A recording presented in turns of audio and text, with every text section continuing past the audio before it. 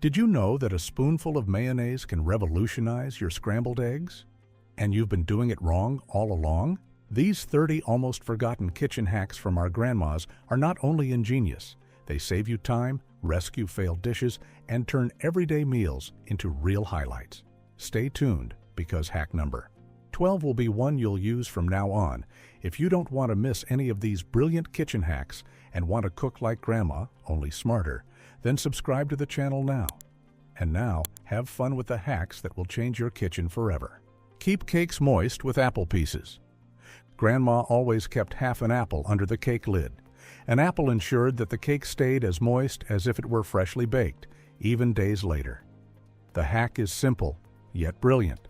The apple releases moisture, keeping the dough soft like a natural humidifier made of fruit. Wisdom and experience turned dry leftovers into a juicy slice of childhood on the plate. It still works today, guaranteed. Dust cake pans with cocoa instead of flour. Grandma never used flour in her chocolate cake pans. She used cocoa. Dark, fine baking cocoa coated the buttered pan like velvet. No white streaks on the edges, no crumbly appearance, just pure chocolate perfection. And the taste. A hint of bitterness, slightly fresh, reminiscent of the first snow in winter. So simple, so effective. Every time I do it this way, the kitchen feels like Sunday afternoon at her place. Like childhood, like home. Rescue dry cakes with syrup or juice. Grandma never threw away a cake. If it was dry, she brought out her little magic bottle, homemade vanilla sugar syrup, or a splash of orange juice. Spooned over the cake slowly, almost reverently, then covered and left to rest. A crumbly mishap turned back into a moist slice of sundae, sometimes even better than the first day. That was Grandma's way of saying, nothing is lost if you know how to save it. And honestly, she was always right. Tap the pan for evenly risen cakes. Before Grandma put the cake in the oven, she lifted the pan and tapped it on the counter. 2 or 3 times. Thud. Not out of frustration, but with purpose. The batter settled, air bubbles disappeared, and what came out of the oven was always even. Golden brown, perfect. Today, you'd call it aerodynamic baking. Back then, it was just Grandma. Her kitchen wasn't a lab, but every move had a reason. This hack, a quiet stroke of genius. Soften butter, quickly with the bowl trick. Grandma didn't have a microwave. She had a bowl and hot water. When the butter was hard as a brick, she cut it into cubes, placed a warm bowl over it, and waited. Not long. 5 minutes later, the butter was soft. Not melted, not streaky, just right. For doughs that demand room temperature. For mixing bowls that tolerate no excuses. For afternoons when baking happened spontaneously. Grandma didn't need a timer, she needed instinct and a bowl. That was enough. Shock eggs for easy peeling. As soon as the eggs were cooked, cold water came next. Not later, not sometime, but immediately. The temperature shock was key. The shell came off cleanly, almost effortlessly. No fuss, no egg white loss, no frustration at the breakfast table. The best part? It worked every single time. Grandma never called it a hack. For her, it was just the right way. Quiet, routine, effective. Today, I know it's clever kitchen logic. And every time I do it, I feel a little bit of Grandma by the stove.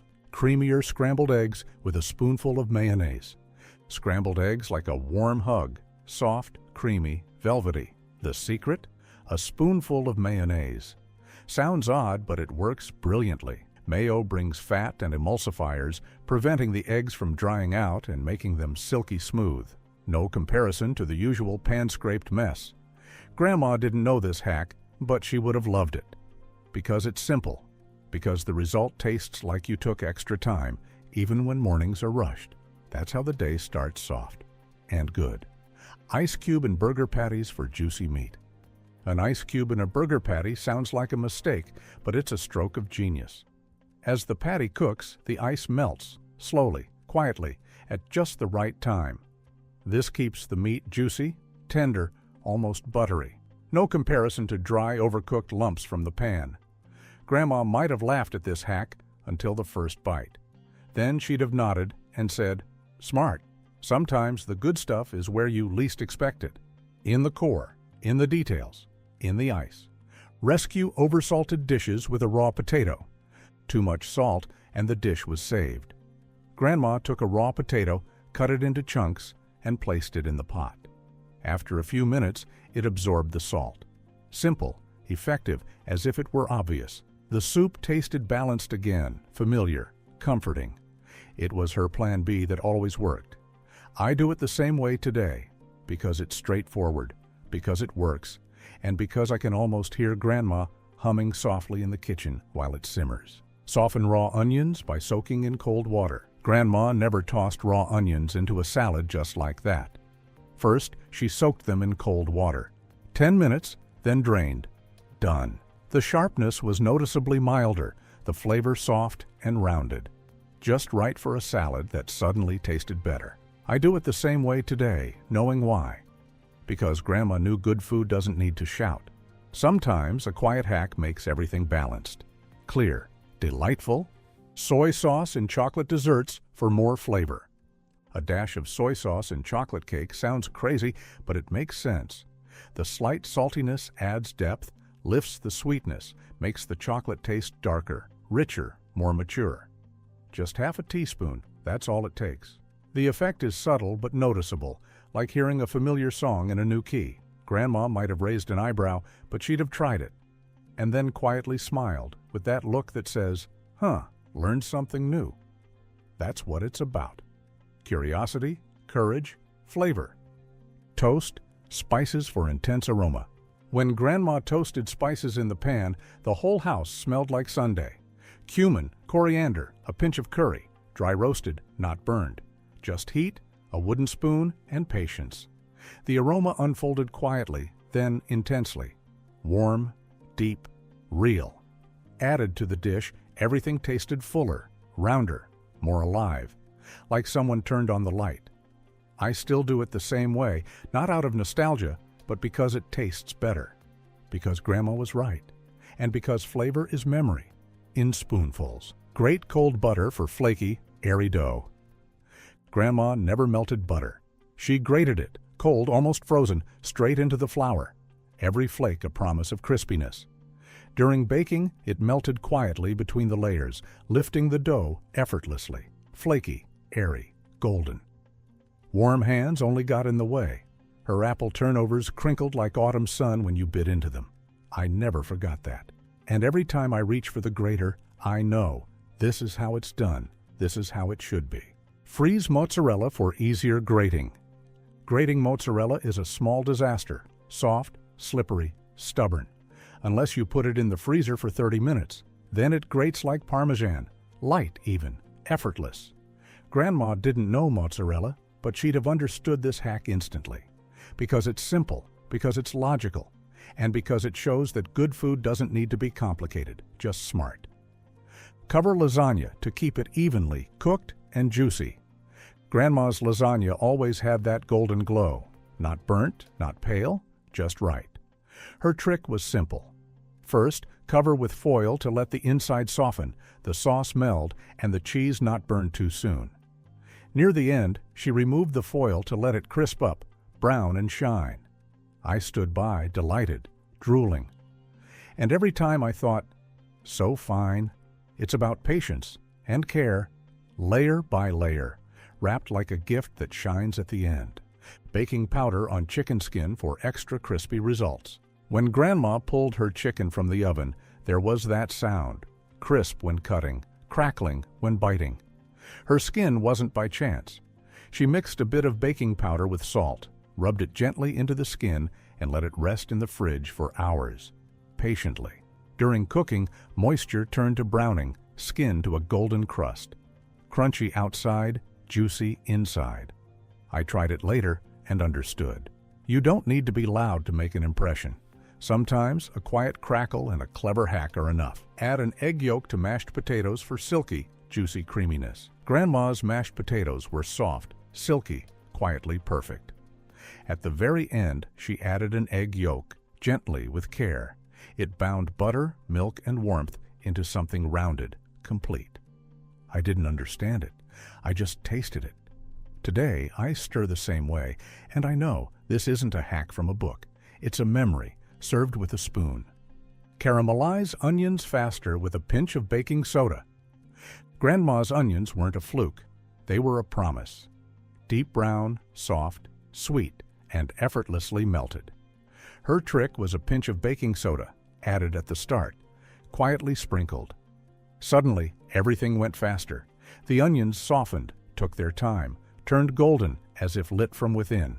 I stood by, nose over the pot, knowing, soon the whole house will smell like this. I do it the same way today, not because I have to, but because it's the moment everything starts to feel right. Zucchini in cake batter for moist, dense cakes. Grandma could turn garden surplus into gold. When zucchini overflowed, it didn't go on bread, it went into cake batter, coarsely grated, gently folded in. And suddenly, the chocolate cake was moist, dense, wonderfully soft. Nobody suspected vegetables. Everyone wanted seconds. The zucchini stayed silent, but its effect was huge. Moisture without fat, substance without heaviness. I didn't question it back then, just enjoyed it. Today, I call it clever baking with heart and understanding. And yes, sometimes with a little wink from the garden. Cook potatoes in cream for extra rich flavor. When Grandma wanted something special, the potatoes went into cream. Not boiled, but simmered in warmth, fat, and devotion. Layer by layer, seasoned with nutmeg and a pinch of thyme. In the oven, it became something that tasted like sundae. Slightly browned outside, soft, creamy, deep inside. Nobody asked what was in it. Everyone knew it was made with heart.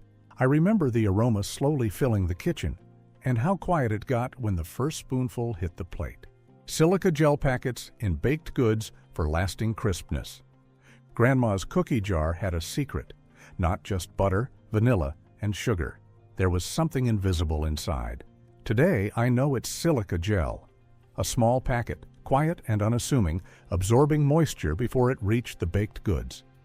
The cookies stayed crisp, the pastries tender. Nobody knew why. I remember the sound when the lid opened. Grandma's cookie jar had a magic. It's still fresh, she'd say, because she planned ahead, with a hack that lasts. Anchovies in bolognese for deeper, savory umami. Grandma's bolognese tasted like time, like patience, like simmering on low heat. Had she known what 2 tiny anchovies in the pan could do, she'd have tried it instantly. Melted before the onions, made invisible. No fish, just depth. Suddenly, everything tasted rounder, warmer, fuller, like a 5th spice you can't name. I hardly believed it the first time. Then I understood, and now I often think Grandma would have loved this. Quiet, powerful, effective. Just her style. Vodka in pie dough for extra tender, flaky crust. Grandma's pie dough was tender as a whisper, but this hack would have won her over. Instead of just water, add a splash of vodka to the dough. The alcohol evaporates, leaving a tender, flaky crust, like from a French bakery. No tough bottoms anymore. No struggle when rolling out. Just a dough that does what it's supposed to. Hold and crumble at the same time. I tried it, and at the first bite, I thought Grandma wouldn't have believed this, but she'd have loved it instantly. Fish sauce in onion soup for more depth and umami. Grandma's onion soup was simple, but it had depth. Today, I add a tiny drop of fish sauce, quietly, almost secretly, and suddenly the soup becomes earthy, warm, rounded. No trace of fish, just more flavor. Like someone turned up the flavor dial, making the light shine brighter. Grandma would have been skeptical at first, then tried it, and quietly said, "That works." Sometimes a tiny drop is enough to turn something good into something great. Baking soda in cooking water for fluffier mashed potatoes. Grandma's mashed potatoes weren't just soft, they were light, almost ethereal. Her secret lay in a pinch of baking soda in the cooking water. Just a touch, no more. The potatoes broke down gently, mashed into creamy, fluffy perfection. I do it the same way today, knowing why. Because Grandma knew that good food doesn't need to be loud. Sometimes a quiet hack makes everything balanced. Clear, delightful. Cook rice in coconut milk for more flavor and creaminess. Cooking rice in coconut milk turns a side dish into poetry. Creamy, fragrant, with a gentle sweetness. Perfect with curry or on its own. Grandma would have loved this. Add a sprig of lemon balm and she'd have nodded. That's right. And she'd be correct. Sometimes a single ingredient changes everything, and suddenly home tastes like a distant warm place. Rub hands with oil. After cutting spicy chilies. After chopping chilies, your fingers often burned longer than the spice lingered in your mouth. Grandma knew the fix. A spoonful of oil on the hands, rubbed in well, then washed with soap. Done. Kitchen chemistry with common sense. Capsaicin loves fat, not water. Grandma knew this without ever opening a chemistry book, and I clearly remember how she laughed when I, as a kid, rubbed my eyes. Gently, never mocking. Then she handed me the oil, and suddenly, everything was fine again. So simple, so clever. Orange juice in banana bread for freshness and depth. Grandma's banana bread was never heavy. It had a bright note, a light lift. Her secret, a splash of orange juice, freshly squeezed straight into the batter with the bananas. The sweetness got a counterpoint, the bread gained depth and freshness at once. It tasted of sunshine and Sunday afternoons. I bake it the same way today, and every time I stir orange juice into the batter, I feel like she's standing behind me, apron on, with a quiet smile. Baking soda for faster grits. Grandma's grits were more than mush. They were soft, warm, comforting, like a spoonful of home. Her hack, a pinch of baking soda in the cooking water. The corn softened faster, the grits turned silky smooth. Stirring became calmer, the pot more forgiving. Every spoonful tasted of patience and care. I do it the same way today, and when it simmers quietly in the pot, I hear her again, humming, stirring, knowing, completely at ease, completely with us. Parmesan on popcorn for a savory, aromatic snack. Grandma's popcorn didn't smell like the movies. It smelled of cheese and childhood. Freshly popped, still warm, she sprinkled finely grated Parmesan over it.